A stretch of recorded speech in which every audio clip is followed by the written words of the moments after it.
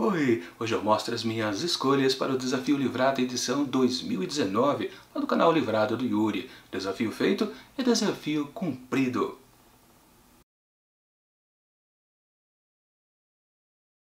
Algo que eu acho interessante aqui a respeito do Desafio Livrado que o Yuri propõe pra gente todos os anos é perceber se a nossa estante ou nossa biblioteca está de bom tamanho, se ela tem títulos que valem a pena. Isso porque, né, sempre o Yuri propõe alguns desafios meio cascudos nesses quesitos, né, nesses 14 opcionais. E quando a gente percebe que lá da biblioteca ou da estante a gente consegue tirar a maioria dos títulos, significa que nós temos uma certa abrangência interessante de literatura. A gente não está nichado em algo, porque às vezes é um pouco difícil quando você só vê ou só lê, né, um tipo de literatura, você não consegue cumprir essas listas mais abrangentes, como é o caso aqui do Desafio Livrada anualmente. Então, por exemplo, nesse desafio de 2019, entre os 14, ou os 15 para falar a verdade, né? Vamos colocar aí também o item obrigatório. Eu tenho 7 títulos na minha estante. Claro, o restante eu vou ter que comprar. Por isso, alguns deles eu não vou mostrar aqui porque ainda estão em processo de compra.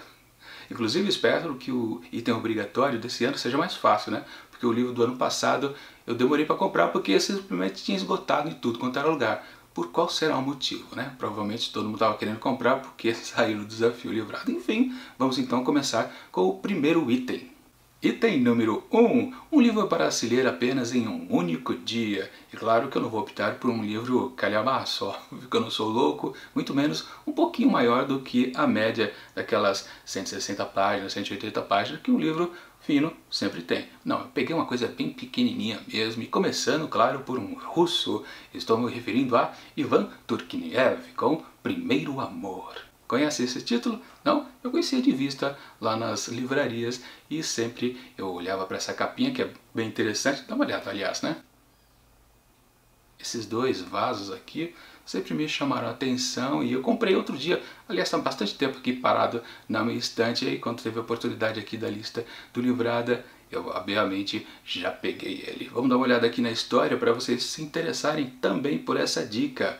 Em um passeio corriqueiro por sua casa de veraneio nos arredores de Moscou, Vladimir Petrovich, um garoto de 16 anos, filho único de uma família tradicional, vê uma moça exuberante brincando com amigos entre os arbustos da casa nos fundos da propriedade. Ele ainda não sabe, mas trata-se de Zinaida, filha de sua nova vizinha, e por quem irá viver uma paixão avassaladora. Tá aí, é uma história romântica apenas, né? Bom, acho que é isso mesmo. À medida que eles se aproximam, fica claro que quem está no controle da situação. Disposto a tudo para ter os seus sentimentos correspondidos, Vladimir terá de aprender rapidamente o intricado jogo da sedução e do desejo, em que as regras são tão aleatórias quanto obscuras. É óbvio que agora não é só uma história romântica, mas também uma história de terror, porque as mulheres vão atacar aqui. Mas enfim, Primeiro Amor foi publicado em 1860, quando Ivan Turgenev tinha 42 anos. Admirado por Henry James e Flaubert, foi o primeiro autor russo a ser traduzido na Europa, reconhecido, ainda em vida, como um dos grandes escritores de sua época. Ou seja, não é coisa pequena não essa história romântica, vai ser bastante interessante sim. Item número 2, uma peça de teatro grego. E aí realmente eu vou precisar comprar porque eu não tenho nada aqui na minha estante. Aliás, eu tenho poucas peças de teatro. No máximo, alguma coisa assim de brasileiros, como por exemplo Nelson Rodrigues e também tio Shakespeare. Mas teatro grego realmente eu não tenho nada. E isso é uma grande falha aqui da minha pequena biblioteca. Enfim, vou deixar para comprar daqui a alguns dias porque eu estou meio encavalado com algumas compras. Então não precisa ter pressa também. E para o caso aqui, eu optei uma comédia, não uma tragédia grega. Já basta os outros temas mais complicados que a gente anda vendo por aí. No caso, eu escolhi Listritata, de Aristófanes. Sim, também conhecida como A Guerra do Sexo. Muita gente já viu alguma montagem a respeito desse texto. Aliás, eu vi, sim, uma montagem lá no século passado e foi muito bem divertida. Eu lembro bastante até hoje de algumas imagens dessa peça. Deixa eu dar uma olhada aqui no que diz a descrição do livro lá no site da Amazon, já que eu não tenho aqui em mãos, né? Uma obra-prima do drama universal. Esta peça foi representada pela primeira vez em 411 a.C. em Atenas e tem como mote principal uma hilária greve de sexo feita pelas mulheres gregas. Engraçado mesmo. Elas contestavam então a vigente guerra do Peloponeso. No entanto, não trata-se de uma obra datada. O modo como Aristófanes dá voz e cena à singular manifestação faz da peça uma das mais encenadas do mundo contemporâneo. E é verdade, ela funciona até hoje pelo texto que não envelheceu. Bastante curioso. Mas é isso que a gente define como clássico, né? Um negócio que funciona na sua época de lançamento e perdura por eras depois.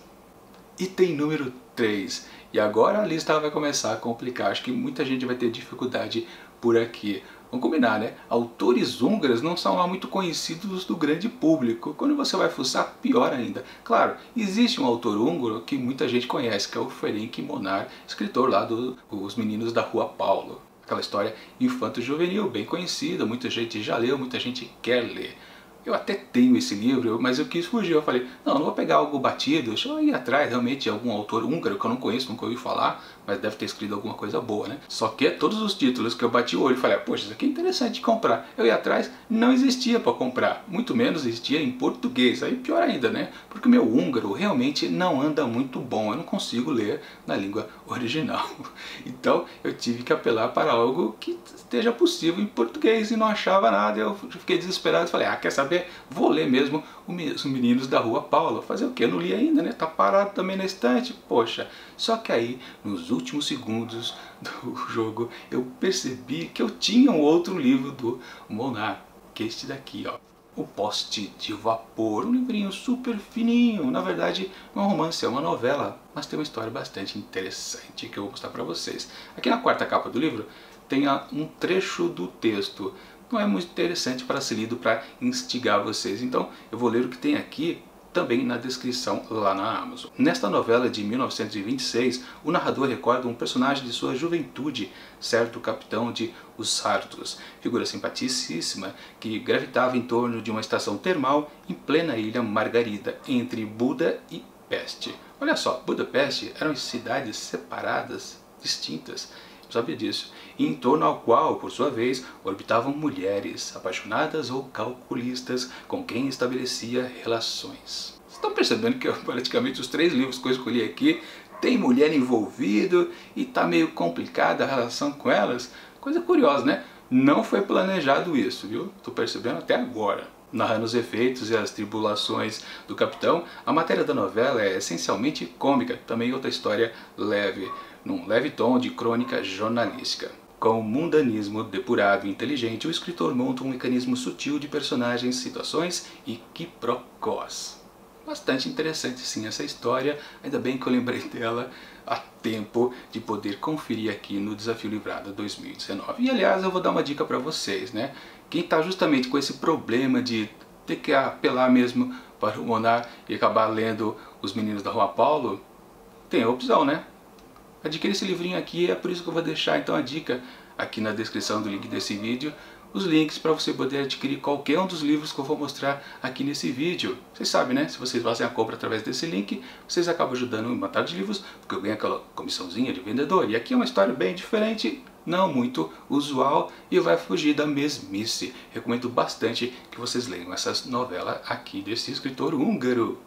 Item número 4, uma escritora brasileira viva. E aí sim eu começo a entrar nessa área dos livros um pouco mais dramáticos. Para isso, acabei escolhendo uma escritora que eu nem conhecia direito, que é Luisa Geisler, com o seu livro Quiçá, um romance. Tanto o livro quanto a autora eu nunca tinha ouvido falar, para falar a verdade, e acabei conhecendo ambos sem querer, ano passado na Bienal do Livro aqui de São Paulo. Eu entrei também meio que sem planejar, dentro de um evento lá, e estava rolando um bate-papo entre escritores, ela estava lá presente e como eu entrei realmente no meio, eu não estava entendendo nada do que estava acontecendo, mas eu gostei bastante justamente por causa da presença de Luisa, porque ela é uma pessoa muito simpática. Ao responder as perguntas lá do mediador, ela conseguia arrancar risadas da plateia pelo seu jeito de se expressar. Foi muito divertido, embora ali ela também estivesse falando sobre o processo de escrita, eu não consegui entender exatamente sobre o que ela escrevia. E depois, quando eu estava andando pela feira, num dos instantes eu acabei topando justamente com esse livro aqui, nesse amarelão chamativo, pedindo, né? Pegue-me. Foi o que eu fiz imediatamente e adquiri ele. Esse livro aqui, aliás, ganhou o Prêmio Sesc de Literatura 2011 na categoria Romance. E a história é exatamente essa. Arthur aparece na casa de Clarissa como um parente do interior, quase desconhecido. Jovem problemático, tentou suicidar-se, foi internado e agora irá passar um ano letivo com seus tios e com a prima de 11 anos. O primo desajustado vai mostrando no seu tom monocórdico uma crescente humanidade em relação a Clarissa. Compartem da mesma solidão, no medo, talvez, de perder-se, de diluir-se, sem que ninguém os veja. Ou seja, é uma história sim com um tom um pouco mais dramático, mas talvez tenha uma certa leveza, porque na verdade os protagonistas são jovens, pelo visto. Ou seja, estou muito curioso a respeito dessa história aqui da Louisa Geisler e também para saber se é um livro que vale a pena, porque sim, os desafios aqui do Livradas são nessa balada, né? Você tem que ver para crer se funciona. Realmente eu não costumo ler autores novos, brasileiros, sempre confio mais nos classicões. Tá aí um bom desafio para mim. Item número 5, uma ficção política. E aqui onde todo mundo que vai participar aqui desse desafio vai fazer praticamente a mesma coisa. Vai optar por muitos títulos conhecidos. Todo mundo vai fazer a mesma coisa. E eu também vou fazer. Diferente lá do livro do escritor húngaro, onde todo mundo talvez opte quase pelo mesmo. Eu não. Aqui eu vou fazer tudo igual, clichêzão mesmo, porque eu tenho muitos livros nessa área de ficção política que eu não li. Então eu vou ter que sim apelar para um classicão, que é exatamente Fahrenheit 451 de Ray Bradbury. A distopia mais clássica possível para quem gosta de literatura, né? Que é justamente um sistema totalitário onde é proibido ler. Sim, ninguém pode se instruir. Que coisa melhor de quem gosta de literatura do que você ser impedido de ler um livro? Sim, é justamente isso. Aliás, eu não tenho mais nem o que dizer a respeito desse livro, todo mundo conhece. Pelo menos sabe como é que é, mas talvez nunca tenha lido e todo mundo vai aproveitar a oportunidade aqui do desafio para conseguir fazer a leitura finalmente, como vai ser o meu caso. Item número 6, um vencedor do Goncourt, uma premiação francesa de literatura, que claro, muita gente nunca ouviu falar, eu mesmo também não sabia da sua existência, gosto de confessar as coisas que eu não sei, não gosto de ficar bancando o sabichão que sabe de tudo. Não, eu não sabia desse concurso e fica por aí mesmo. Mas enfim, esse quesito tem o mesmo problema lá dos escritores húngaros. Você vai atrás de algum título que acha interessante e descobre que não tem versão em português. Claro, pelo menos há as versões aos montes de literatura desses escritores, claro, no original em francês, mas eu também não sei francês, pelo menos é melhor do que saber húngaro, né? Mas enfim, não tinha opção também. Tive que procurar bastante, mesmo sabendo que um dos vencedores dessa premiação é uma escritora muito conhecida, mas eu preferi sair do classicão, do clichêzão. E fui atrás de um escritor aqui que eu considerei interessante a história aqui. Achei também na Amazon, que é a história de, tá aparecendo aqui do lado, a capinha, O Rochedo de Tânios, de Amin Maalouf. A história se passa no Oriente Médio, em meados do século XIX. Seu apelo principal está nas emoções e no destino insondável de Tânios, um bastardo cuja existência parece desde sempre determinada. Cada passagem de sua vida anuncia um futuro do qual ele não tem como fugir. Aos 15 anos, com o cabelo precocemente embranquecido, Tânios apaixona-se pela filha do maior inimigo do seu amo, e o adolescente ávido de conhecimento dá lugar ao homem pronto para cumprir sua missão, o que pode significar, inclusive, decidir o destino de outros. Sim, outra história interessante. Um literal chute no escuro, não sei o que eu vou encontrar aqui dentro dessa publicação da editora Companhia das Letras, o que facilitou um pouquinho, né? Mas também está meio raro, viu, de achar um exemplar aqui desse livro. De qualquer forma, esse é um quesito difícil de ser cumprido. Assim, antes de passar para outro quesito, deixa eu falar quem foi a autora conhecida que eu achei ali no meio dos vencedores dessa premiação francesa. Foi a Marguerite Duras, que escreveu O Amante, ou então O Amante da China do Norte. São livros parecidos, quase iguais, mas são livros diferentes. Não vá confundir. Eu fiz essa confusão, tive que ler os dois livros. Enfim, quem não tiver achado um autor dessa premiação interessante, apela para Marguerite Duras. Item número 7. Agora sim, um item que foi divertido de encontrar. Um livro de filosofia. Aí você pode pensar, peraí, como é que é um livro de filosofia, que sempre é cascudo, né, difícil leitura, como é que pode proporcionar alguma diversão na leitura?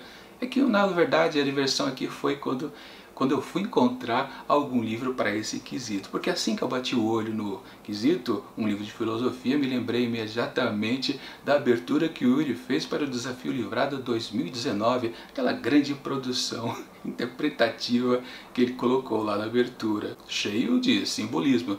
Vocês viram, né? Então, claro, imediatamente eu associei uma coisa com a outra, a abertura com o quesito. E aí me lembrei desse livro aqui, de um escritor que eu estava tentando ler há muito tempo, mas justamente o Livrada me impulsionou a comprá-lo imediatamente. É um dos livros que eu não tinha, eu comprei e até já chegou rapidinho aqui na minha casa. Bom, é um livro do Roger Scruton, Desejo Sexual, uma investigação filosófica. É por isso que ficou divertido para mim. Eu uni o útil ao agradável, uma coisa com outra. E aí, claro, esse livro aqui é um livro difícil, não tem nada de divertido ficar discutindo algo até, claro, divertido, obviamente, mas fazer o quê? O desafio nos proporciona coisas dessa linhagem. Enfim, deixa eu dar uma olhada aqui no que eu posso dizer a respeito desse livro para vocês. Diz aqui, o desejo é de fato um fenômeno natural, mas está além do alcance de qualquer ciência natural do homem. O desejo não é idêntico nem ao instinto que se expressa nele, nem ao amor que o preenche. É, conforme mostrarei, um fenômeno exclusivamente humano e que nos impede precisamente àquela noção restritiva de decência que proibiu sua discussão. Nesse livro farei uma defesa da decência, mas ao fazer isso ilustro a verdade da observação de Bernard Shaw, de que é impossível explicar decência sem ser indecente. Só espero que o benefício, em termos de compreensão moral, exceda o seu custo. Ou seja, um livro bastante interessante sobre essas questões de desejo sexual. Com cunho filosófico, claro. Item número 8. O primeiro romance de um autor que você gosta. Foi um pouquinho difícil eu pensar em algum romance específico, porque muitos autores que eu gosto eu justamente inicio pelas obras iniciais dele e vou fazendo toda a sua cronologia. Mas aí eu lembrei que Clarice Lispector ainda não li. Perto do Coração Selvagem, assim, o seu livro de estreia, em termos, claro, de romance. Aliás, eu não lembro se antes ela fez, não, com certeza deve ter publicado muitos contos. E aí, claro, já aproveito para fazer um jabazinho meu, né? Aqui no canal Imantado de Livros eu tenho um grande projeto de leitura de contos, onde todos os dias eu faço a leitura de um conto diferente. E faço uma pequena resenha mais provocativa do que dando muitos spoilers. E a edição 2019 começa na próxima segunda-feira, dia 14, justamente com um livro da Clarice Lispector, que será A Legião Estrangeira, onde eu vou ler todos os 17 contos contidos lá naquela coletânea toda segunda-feira. Um novo conto, uma nova resenha. Assim, durante as próximas 17 semanas. Já feito o jabá, sim, eu escolhi o primeiro livro da Clarice Lispector. Eu já li 2 delas, justamente o último, A Hora da Estrela, e também aquele da Baratinha, A Paixão Segundo GH. Sim, para mim foram leituras difíceis. Eu prefiro a Clarice, sinceramente, nos contos do que nos romances. Quero ver se aqui no primeiro ela ainda tinha aquela coisa que eu percebi nos contos, que ela já estava madura como escritora, sabia o seu ofício, mas também estava um pouquinho distante do que ela viria a ser. É difícil de entender, né? Mas é o que eu quero descobrir aqui, se ela já estava pronta também como romancista. E se ela já tinha, assim, esse tom mais pesado de narrar nos romances do que ela tem nos contos. Nos contos ela é um pouquinho mais leve. Não sei se vocês concordam comigo, digam aqui nos comentários do vídeo. Mas, de qualquer forma, Clarice Lispector, o primeiro romance dela.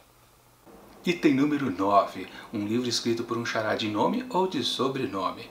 Para muita gente é outro quesito complicado por ter justamente um nome meio esquisitão. No meu caso nem tanto, né? Eu tenho um nome composto, primeiro de um nome comum e um nome incomum. E mais um sobrenome bem brasileiro, tipo Silva e alguma coisa, mas vamos deixar de lado. Vamos trabalhar com Paulo Fabian.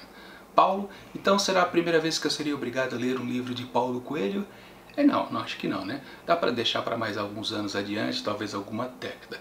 Já Fabian, fiz a pesquisa e topei apenas com um livro de sociologia que não me agradou em nada, obviamente, né? Então, vamos trabalhar com a opção que o Yuri nos deu, de exatamente variar o nome para poder encontrar alguém que encaixe nesse quesito. Foi aí que eu encontrei esse livro que está aparecendo agora, na verdade, uma história em quadrinho do Fabien Dumais, Duas Vidas, que tem uma história sobre 2 irmãos, Gwydion e Luc. Gwydion e Luc são irmãos, mas não poderiam ter vidas mais diferentes. Boudian leva um dia a dia sufocante em um emprego monótono como jurista e com um chefe detestável. Luke, por outro lado, é um espírito livre que viaja o mundo praticando medicina. Quando Luke volta a Paris por alguns dias, ele faz de tudo para tirar o irmão mais novo da inércia e mostrar a ele o que a vida tem a oferecer. Mas o que finalmente convence Boudian é a descoberta de um tumor e a perspectiva de que lhe restam apenas poucos meses de vida. Boudian então resolve deixar tudo para trás e parte com o irmão em uma jornada de autodescoberta. Pelo jeito, mais uma história dramática aqui que eu acabei escolhendo sem querer. E que para compensar também com aquele monte de livros lá no começo, que era tudo história leve, engraçada, divertida. Enfim, gosto de ler histórias em quadrinhos. Esse aqui, graphic novel, vamos falar mais bonito, né? Vai ser atraente também. Item número 10. Um livro com capa feia. Sacanagem. Até foi fácil achar aqui na minha estante desse livro de Horace McCoy. Mas não se matam cavalos? Vocês conhecem essa história? Também conhecido, acho que como Noite dos Desesperados, se eu não me engano, até gerou um filme para o cinema. Mas olha essa capinha, dá uma olhada. Espero que tenha aparecido direito aí para vocês. Essa arte aqui foi feita, depois eu fui consultar aqui, pelo Edgar Vasquez, um artista nacional gaúcho, bem conhecida por ter criado junto com Luiz Fernando Veríssimo aquele personagem mitológico já, o analista de Bagé. Ele também criou aquele personagem bem esquelético, o Rango esquelético, com aquela barriguinha proeminente, né, de fome. E o que vale dizer, né, o traço do Edgar Vasquez é interessante, bem atraente, bonito, mas aqui ele fez uma caricatura. E por isso que é feio, porque a função da caricatura é justamente valorizar os excessos, os exageros dos traços das pessoas originais. Então fica muito mais dramático aqui este casalzinho dançando. É uma história sobre casais dançando na época lá da Depressão Norte-Americana, 1929, vocês lembram, né? Para sobreviver, as pessoas até participavam de coisas inusitadas, como campeonatos de dança. Quem dançasse mais acabava ganhando um prêmio, provavelmente até apenas o alimento do dia. E o curioso aqui nessa arte aqui do Vasquez é que realmente é o casal dançando, mas eu não sei se ele fez exatamente para esse livro ou pegaram de alguma coisa que ele já havia feito e colocaram aqui na capa. Isso não dá para saber, não tem como descobrir. De qualquer forma, o livro sim vale a pena, a capa talvez seja... Quer dizer, a capa não é feia, para falar a verdade, ela só é exagerada, é uma caricatura. Mas quando eu bati o olho a primeira vez, nesse livro lá na livraria, sim, eu achei feio. Item número 11. Um livro sobre artes plásticas. Aqui na minha estante eu até tinha algumas coisas interessantes que se encaixavam facilmente nesse quesito, mas eu resolvi procurar, já que estava procurando outros lá no site da Amazon, e dei de cara com um livro que eu até tinha interesse pela autora, não pelo livro específico. Esse aqui que vai aparecer agora na imagem. Imagens Cintilantes, de Camille Paglia. Vocês conhecem a Camille Paglia, né? Uma grande intelectual norte-americana, e ela é uma professora de artes plásticas em alguma universidade por lá que eu não sei dizer qual que é exatamente. Mas o interessante desse livro aqui é que ele trata, vamos ver aqui, fundamentando-se numa sólida teoria da estética e nos conduzindo a um passeio através de figuras inspiradoras, pinturas, esculturas, estilos arquitetônicos, performances e artes digitais que definiram e transformaram numa realidade visual, aliás. Ou seja, todos os anos que ela passou como professora de História da Arte, com certeza que ela vai fazer um apanhado bem geral aqui a respeito das imagens cintilantes. Claro, eu estou jogando no escuro, eu não sei exatamente o que eu vou encontrar aqui, mas eu achei que talvez os pensamentos dela a respeito, por exemplo, do antifeminismo, talvez a gente possa encontrar aqui no meio da arte, não sei. É uma curiosidade que eu estou à procura aqui com esse título. Eu acho que vai ser uma leitura interessante, sim. Item número 12, uma HQ adaptada a partir de um livro. Hoje em dia a gente tem no mercado várias e várias opções nesse sentido, né? Histórias adaptadas para os quadrinhos, e eu acabei optando por Macunaíma, de Ângelo Abu, ilustrações dele, claro, da obra do Mário de Andrade. Isso porque eu tenho interesse em reler Macunaíma. Tem até um box aqui do Mário de Andrade, opa, não cobri a outra foto, que temos aqui, por exemplo, Amar, Verbo Intransitivo, Contos Novos, Macunaíma e também Pauliceia Desvairada. Eu lembro, eu li há muito tempo atrás, para lá de 30 anos, acho que eu era adolescente inclusive, eu não gostei muito do livro Macunaíma, eu não tenho certeza inclusive se eu terminei a leitura dele. Tive uma má impressão. Vi o filme também, acho que nem vi o filme inteiro, mas com a grande interpretação do grande Otelo junto com o Paulo José, que é os personagens Macunaíma. Enfim, eu quero tirar a tema disso. Primeiro, lendo o texto original do Mário de Andrade, depois lendo a HQ. É uma boa oportunidade que também o desafio vai me proporcionar aqui neste ano. E vocês, quais foram os HQs que vocês estão interessados, adaptado a partir de um livro? Coloca aí nos comentários. Item número 13, um livro que se passa na época dos seus avós. Segundo os critérios lá do Yuri, né, tem que ser abaixo do nascimento do pai e mãe ou e acima dos avós. Encontrei então lá pela época do comecinho do século XX, nesse livro aqui, A Bagaceira, de José Américo de Almeida. Quem não conhece esse livro? Ele é famoso, é importante. Aliás, tem a ver lá com Macunaíma. Foi um dos primeiros livros considerado do romance regionalista do modernismo brasileiro. Sim, é parceiro ali do Macunaíma. Foi coincidência, não foi planejado também. Essa história se passa em 1915. Diz aqui, o ano de 1915 reproduziu os quadros lastimosos da seca. Eram os mesmos azares do êxodos. A mesma debandada patética. Lares desmantelados. Os sertanejos desraigados do seu sedentarismo. Passavam os retirantes dessorados, óculos de fome, cabisbaixos como quem vai contando os passos. Ou seja, uma história dramática, que rememora até uns ecos, né, de Vidas Secas, mais lá pra frente, obviamente, né? Uma história que eu também estou muito curioso. Sempre ouvi falar desse livro aqui, não muito, mas sempre ouvia e finalmente eu comprei. Já faz um tempinho que está na estante e encaixou certinho esse quesito aqui do Livrada. Ainda bem, eu gosto quando o Livrada me estimula a ler livros que estão parados ali. O item 14 tem aquele tonzinho triste, né? Um autor falecido em 2018. Na hora que eu vi esse quesito, já me lembrei aqui desse livro do Victor Henning, com O Amor dos Homens Avulsos. Essa história já estava na minha lista de desejo há muito tempo, nem me lembrava por quê. E depois, quando ele chegou a falecer em 2018, eu logo fui ver o que ele tinha publicado, e quando fui colocar os livros dentro da minha lista de desejo, descobri, já estão lá? Fazer o quê? Bom, acabei não comprando também, né? Se antes eu não comprei quando tinha interesse artístico pela história, e depois não quis comprar quando era apenas um recém-morto, né? Agora não, decidi comprar, não tinha, comprei, chegou rapidinho e tá aqui. Vou ler agora essa história do Victor Henning. E para fechar, o item 15, que é o livro obrigatório, Almas Mortas, de Nikolai Gogol. Tá aqui do lado, eu ainda não tenho, preciso comprar. Espero que seja mais fácil de fazer essa compra do que foi o livro obrigatório lá do ano passado, 2018, porque esgotou, não conseguia comprar e provavelmente não existia nas livrarias porque todo mundo estava comprando por causa aqui do desafio Livrada. Enfim, acho que vai ser mais fácil comprar Almas Mortas, porque é carinho, né, de comprar também, né? Editora 34, sabe como é que é, né?